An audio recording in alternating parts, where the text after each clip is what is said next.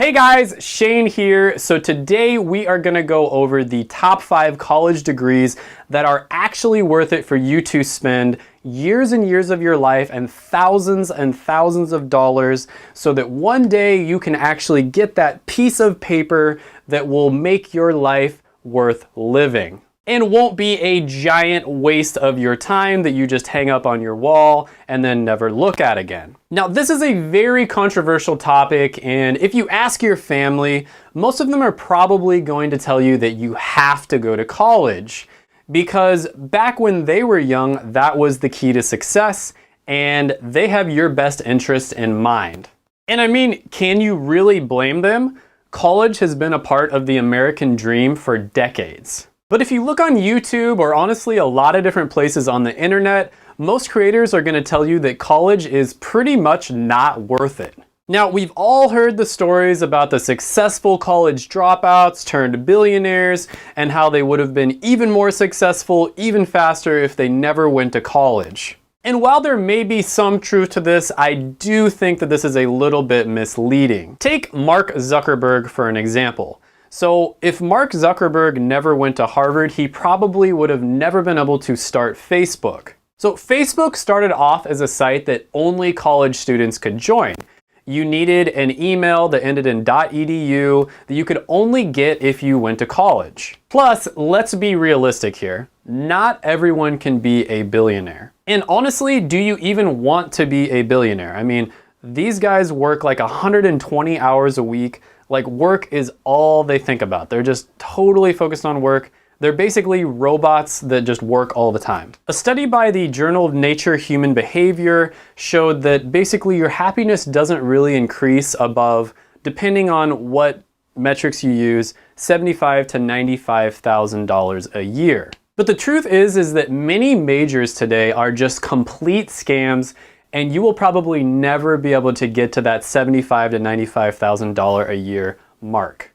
And even if it's your passion in life, you would probably be better off just studying it on your own without ever going to college. And there are countless examples out there of people who end up going 6 figures into debt and they can't even find a job. And if you don't believe me, then go ahead and take a trip to your local Starbucks and just ask them what degree they have. And I'm not trying to on baristas, honestly. Like, I've actually talked with many of them, and they're smarter and more educated than I am by a long shot, but they still work as baristas and they make pretty much minimum wage. Because the truth is, only about 25 to 27% of college majors have a job that is actually related to the major that they spent years of their life in order to get. But if you are really smart and you do your research, you can choose a major that is going to be something that is extremely in demand, and it's going to set you up for your whole life.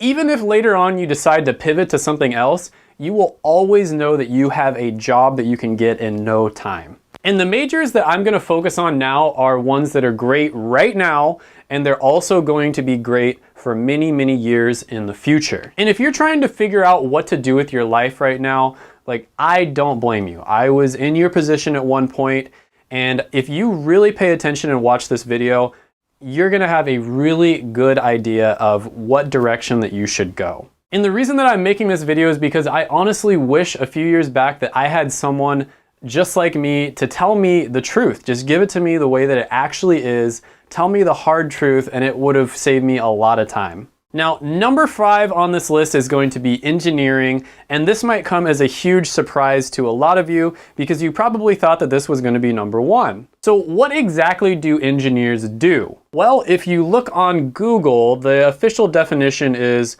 someone who applies the principles of science and mathematics to develop economical solutions to technical problems. Okay, so that was a lot of words, so let me try to kind of simplify this for you. Engineers are basically the middlemen between science and the real world. They have to have a really good understanding of the science behind why things work, and then they basically apply that to the real world in a cost-effective and efficient way. Now, a few examples of engineering degrees that make the most money are going to be obviously petroleum engineering, and then any type of engineering degree that involves software, coding, or technology. And you kind of want to steer clear from some of the other majors like mechanical engineering or civil engineering, unless you have like a big passion for it and you're very, very good at it.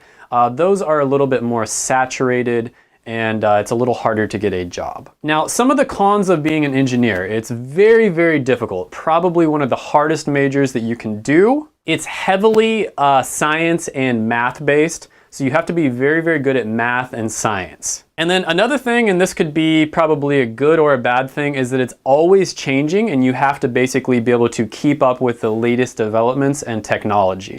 So the pros of being an engineer is that it's very difficult. And what does that mean? It means that not a lot of people can do it. And so there's a huge barrier to entry for others who want to try to get into engineering. For this reason, engineering will never become fully saturated, and you'll pretty much have a job for the rest of your life. Now, another pro is, of course, I already mentioned it, it pays very, very well. Not all of the engineering degrees pay six figures right off the bat, but pretty much all of them you can easily work your way up to six figures.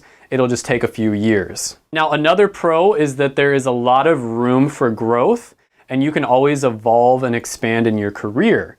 If you want to take on more of a management position, you want to be like a project manager, you can go in that direction. Or if you think there's like an evolving technology that you have a lot of passion for, or you think there's a lot of opportunity there, you can specialize in that and go in that direction. So number 4 on the list is going to be human resource management.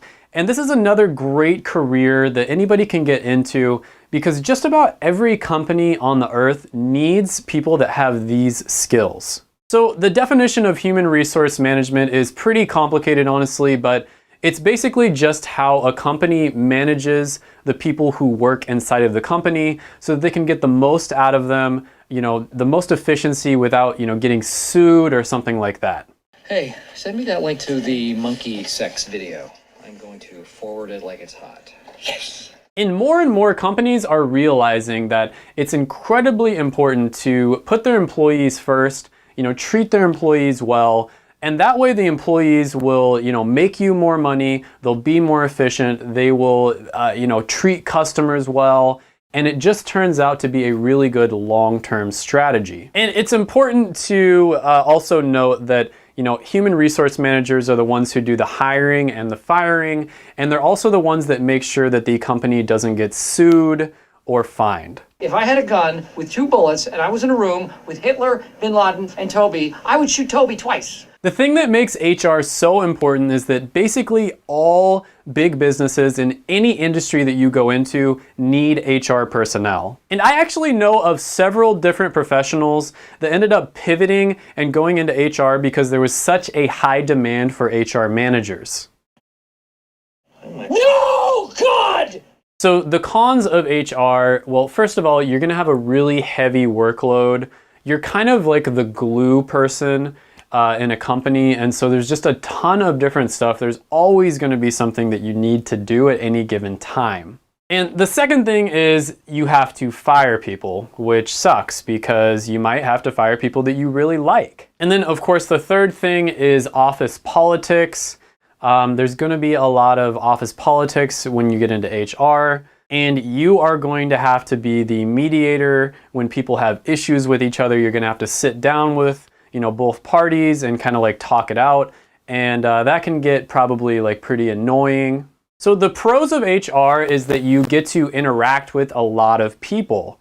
You're going to be hiring people, you're going to be doing performance reviews, you're going to be attending a lot of meetings. So if you are an extroverted person, this is probably a very, very good career path for you to get into. The second pro for HR is you're always going to have something to do. So if you are the type of person who really likes your day to go by super fast, you just want to show up to work, do a bunch of work, and then all of a sudden, it's the end of the day and you get to go home, this is going to be another career that's going to be great for you. And then of course, the third thing is the very, very attractive salary. So number 3 on the list is going to be business majors, but this one does have a caveat to it. you do have to specialize if you go into business. So you don't want to just get like a general business major, you do need to specialize in something. And a really good example of one that you could specialize in would be a sales manager.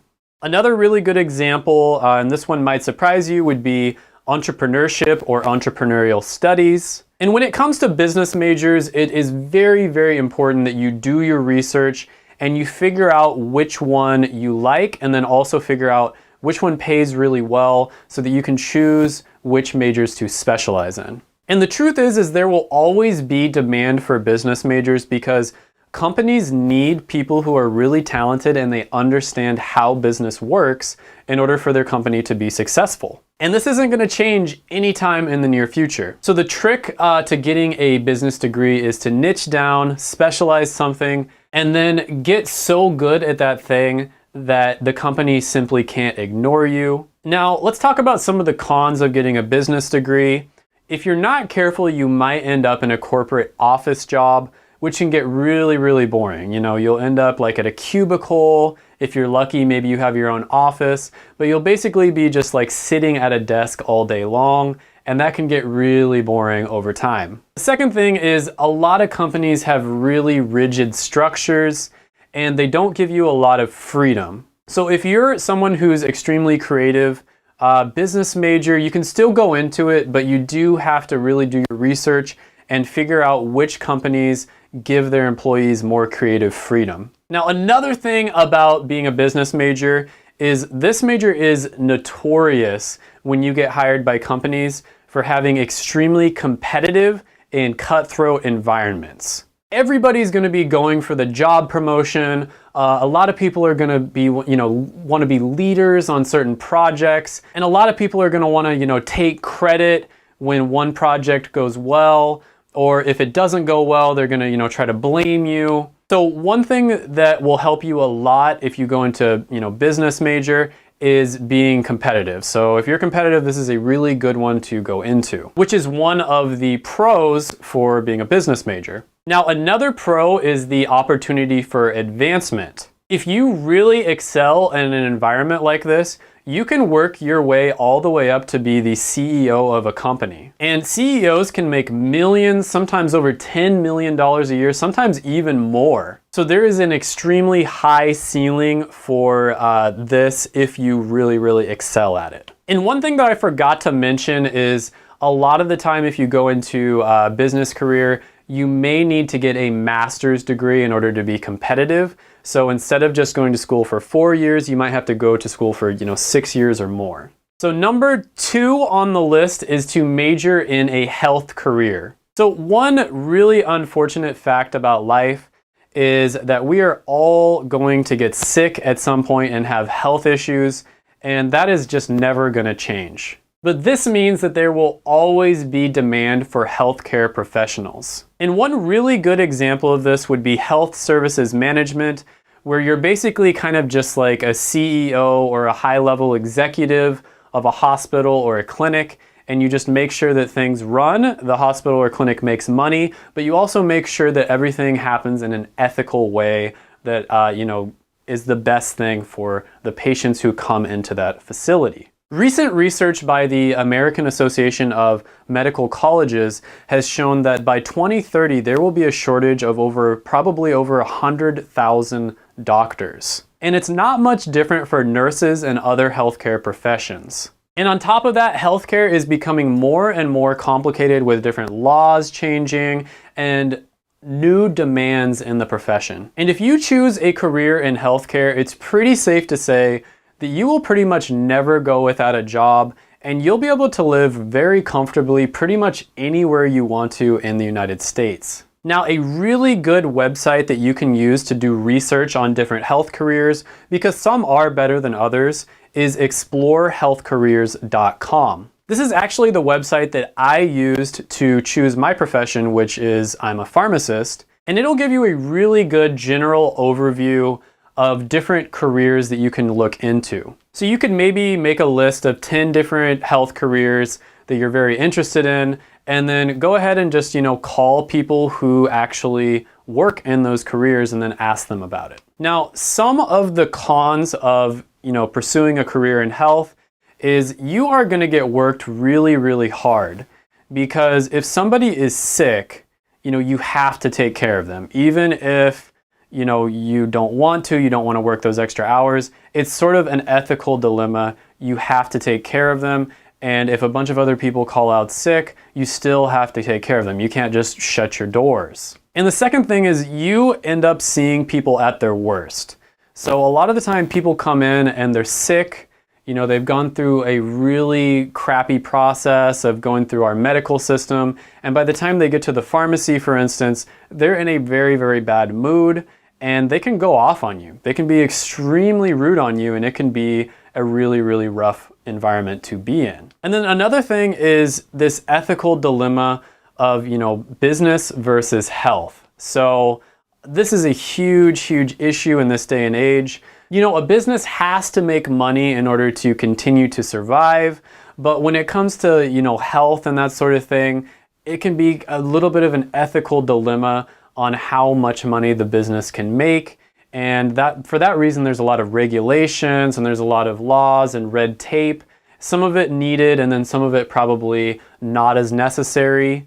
Now, the pros of healthcare is that you will always have a job. I mean, you can pretty much go anywhere you want in the United States, and within a short amount of time, you can find a job if you choose a healthcare degree. And another thing is you get to make a real impact. I mean, if you are good at your job, you are helping people at some of the lowest points of their life, and you can truly go home at night and say that you made an incredible impact on people's lives, which is very, very underrated.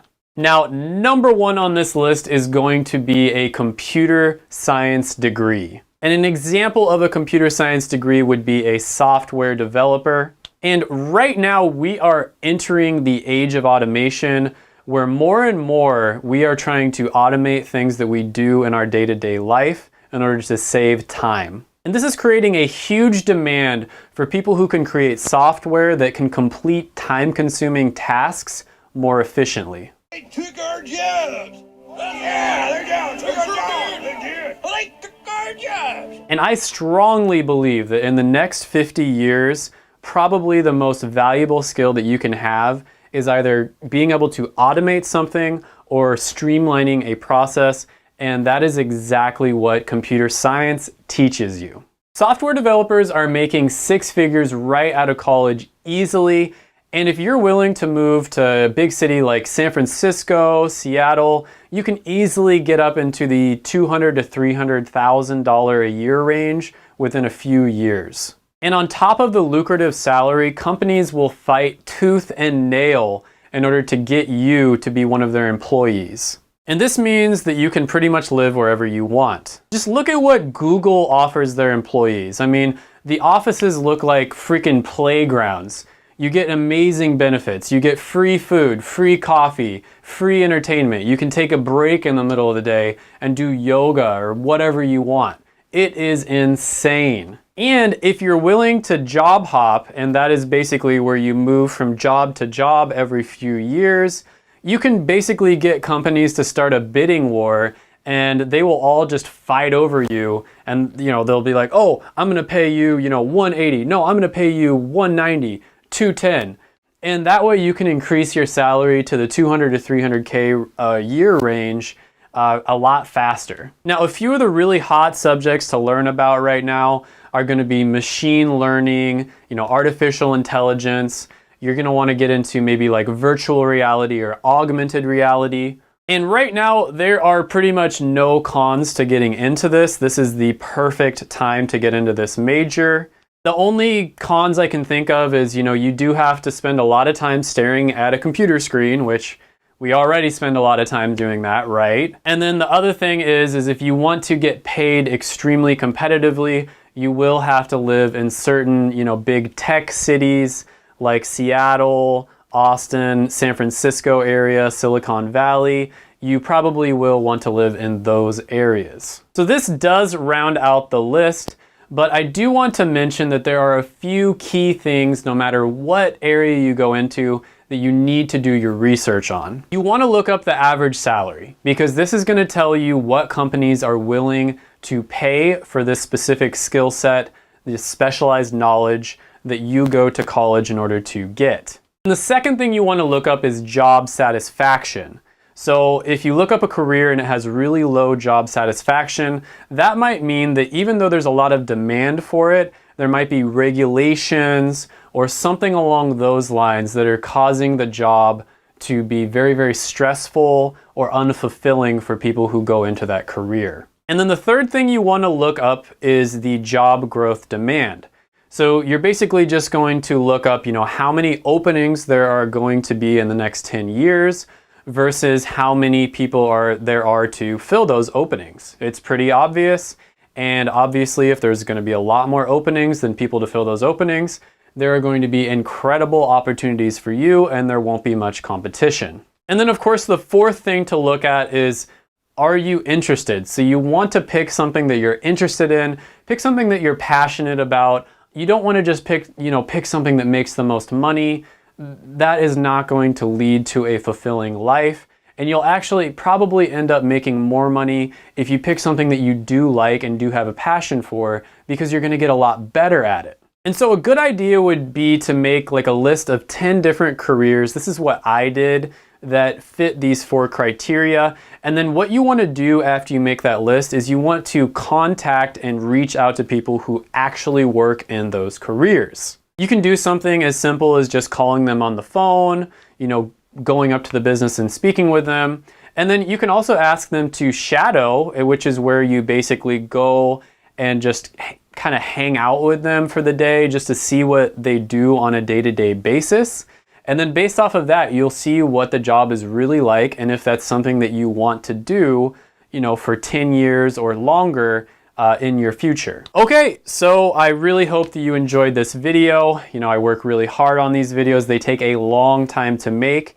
And if you made it this far in the video, please like, subscribe, smash the like button, smash the subscribe button, and then also comment down below. Let me know what you think. Tell me if there's some degrees that I missed out on. Tell me if I should have put number 5 as number 1 or whatever you believe to be true. And if you're a Starbucks barista and you're super mad at me for making this video, comment that down below too. And until next time, bye for now.